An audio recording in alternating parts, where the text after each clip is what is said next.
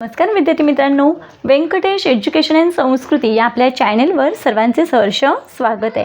Scholarship शिष्यवृत्ती परीक्षा इयत्ता 4थी यामध्ये मराठी व्याकरण यामध्ये नाम हे घटक आपल्याला अभ्यासायला आहे. त्याच्यावरील स्वाध्यायाच्या व्हिडिओमध्ये आपण सोडवून घेणार आहोत. त्याआधी नाम म्हणजे काय तर बघा, एखाद्या व्यक्तीच्या, वस्तूच्या किंवा पदार्थाच्या नावाला नाम असे म्हणतात.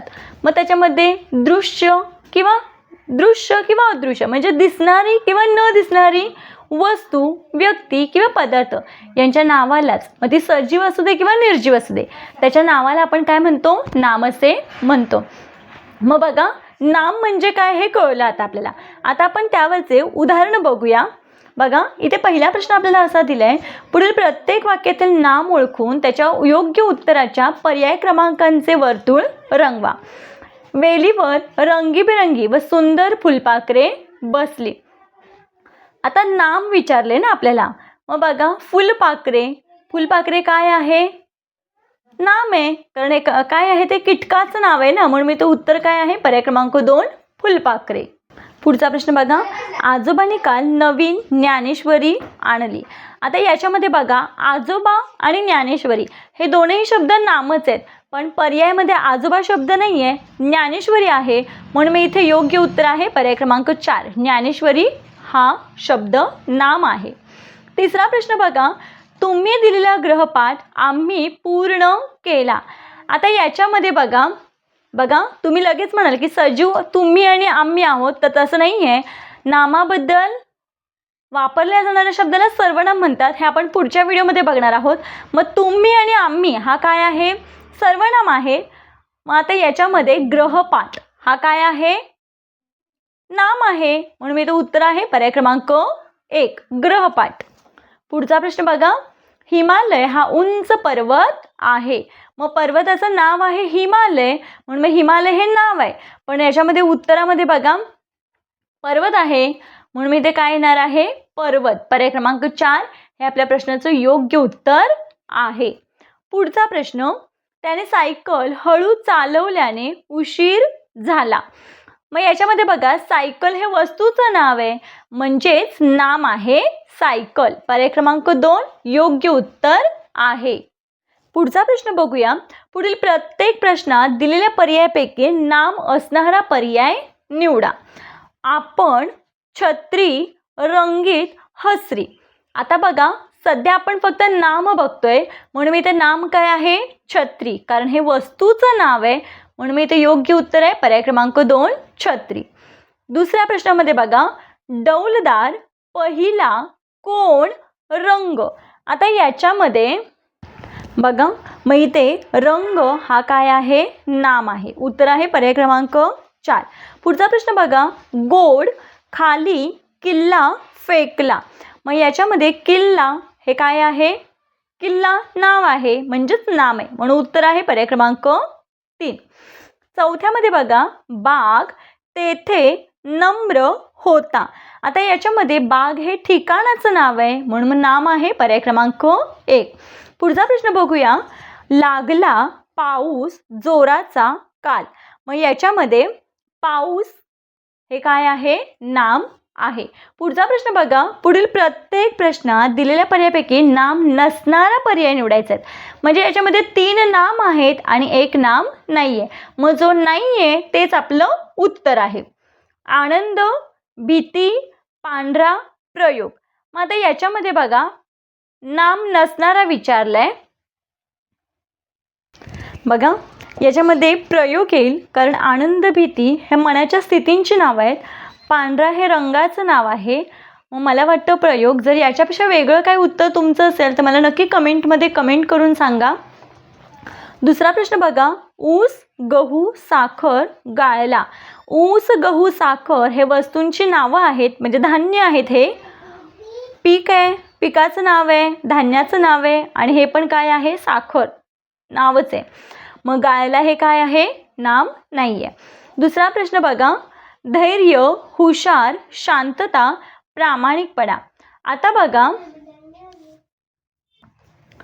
धैर्य, शांतता आणि प्रामाणिकपणा हे गुणांची नावं आहेत. तर बघा, हुशार हे काय आहे? हुशार हे विशेषण आहे म्हणून इथे उत्तर आहे पर्याय क्रमांक 2. पुढचा प्रश्न बघा, दिवा, ज्योत, पसरली, प्रकाश. मग याच्यामध्ये बघा पसरली हे नाम नाही. पुढचा प्रश्न बघूया, ऐटदार, गुहा, कोकरू, मैना. ऐटदार हे येणार नाही, गुहा, कोकरू आणि मैना हे नाम आहेत, ऐटदार हे येणार नाही. पुढचा प्रश्न बघा, पुढे दिलेल्या प्रत्येक वाक्यात एकूण किती नामे आली आहेत ते ओळखायचं आहे आणि त्याचं उत्तर हे करायचं. काल आभाळात, पुढचा प्रश्न बघूया, काल आभाळात ढगांमध्ये इंद्रधनुची कमान होती. आता याच्यामध्ये बघा नामांची संख्या मोजूया. बघा इथे आभाळ, ढग, इंद्रधनु आणि कमान 1 2 3 4. मग याच्यामध्ये 4 नाम आहेत. दुसरा वाक्य बघा, फुलपाखरांचे सोनेरी रंग नाजूक फुलांमधून सुंदर दिसत होते. मग बघा याच्यामध्ये फुलपाखरू, फूल आणि सोनेरी हे रंगांचं नाव आहे की नाही, रंगाचं नाव आहे म्हणून मग 1 2 3. मग 3 कुठे आहे, पर्याय क्रमांक 3 मध्ये. म्हणून इथे आपल्या या प्रश्नाचं योग्य उत्तर आहे पर्याय क्रमांक 3. 3 नाम दिलेले आहेत. तिसरं वाक्य बघूया, लोणार सरोवराभोवती हिरवळ होती. मग याच्यामध्ये बघा लोणार हे सरोवराचं नाव आहे, हिरवळ आणि हे काय सरोवर, सरोवर हे सुद्धा काय आहे, नाम आहे. मग असं एकूण किती 3 नाम दिलेले आहेत म्हणून आपल्या या प्रश्नाचं योग्य उत्तर पर्याय क्रमांक 3. पुढचा प्रश्न, हमीद लोखंडी वस्तूच्या दुकानापुढे थांबला. आता इथे बघा हमीद हे मुलाचं नाव आहे, लोखंड हे धातूचं नाव आहे आणि दुकान हे ठिकाणाचं नाव आहे. मग याच्यामध्ये किती आहे तर 1 2 3 नाम आहेत म्हणून इथे योग्य उत्तर आहे पर्याय क्रमांक 1. बघा प्रश्न क्रमांक 3 मध्ये जर याच्यापेक्षा वेगळं काही तुमचं उत्तर असेल तर मला नक्की कमेंटमध्ये कमेंट करून सांगायचं आहे. पुढचा प्रश्न बघा, शिवरायांचे शूर मावळे गडावर शौर्य गाजवत होते. मग आता या प्रश्नामध्ये शिवराय हे नाम आहे, मावळे गडावर हे एक नाव आहे आणि शूर हे काय आहे, गुणांचं नाव आहे की नाही. म्हणून असे किती 1 2 3 4, सॉरी शूर नाही ते शौर्य हे काय आहे, गुणांचं नाव आहे म्हणून मी इथे हे येणार आहे. मग याच्यामध्ये आपलं योग्य उत्तर आहे 1 2 3 4 पर्याय क्रमांक 4. 4 नाम आहेत. पुढचा प्रश्न बघूया. प्रश्न 5वा बघा, दिलेल्या वाक्यात रिकाम्या जागी येणारे योग्य नाम पर्यायातून निवडा. गावी घरोघरी मातीच्या चुली असतात. मग इथे योग्य नाम कोणतं आहे, चुली. पर्याय क्रमांक 2 हे आपल्या प्रश्नाचं योग्य उत्तर आहे. पुढचा प्रश्न बघा, आंब्याच्या झाडाला आधी टिंबटिंब येतो मग कैऱ्या लागतात. मग आंब्याच्या झाडाला काय येतो, मोहोर येतो म्हणून मी ते योग्य उत्तर आहे मोहोर. कारण मंजिऱ्या तुळशीला असतात, पालवी रोपाला असते आणि फूल नाही. आंब्याच्या झाडाला काय येतो, मोहोर. उत्तर आहे पर्याय क्रमांक 3 योग्य. तिसरा प्रश्न बघा, श्रावणात आकाशात अनेकदा टिंबटिंब दिसते. मग श्रावण महिन्यामध्ये काय असतो, ऊन पाऊस असतो. मग ऊन पाऊस असल्यावर काय दिसतं आकाशामध्ये, अनेकदा इंद्रधनुष्य दिसतं म्हणून इथे या प्रश्नाचं योग्य उत्तर पर्याय क्रमांक 1 इंद्रधनुष्य. पुढचा प्रश्न बघा, टिंबटिंब होताच पक्षी घरट्याकडे परतले. आता रात्र, दुपार, पहाट का सायंकाळ, आपल्याला माहिती आहे पहाटे पक्षी लवकर उठतात आणि सायंकाळ होताच पक्षी घरट्याकडे परततात. मग इथे योग्य उत्तर आहे पर्याय क्रमांक 4. 5वा प्रश्न बघा, वेलीवरील फुलांमधील मध टिंबटिंब गोळा करते. मग याचं उत्तर योग्य काय, वेलीवरील फुलांमधील मध मधमाशी गोळा करते. कारण आपल्याला माहिती आहे मधमाशा काय करतात, फुलांमधील मकरंद गोळा करतात म्हणजेच काय मध गोळा करते मधमाशी. मग योग्य उत्तर आहे पर्याय क्रमांक 3.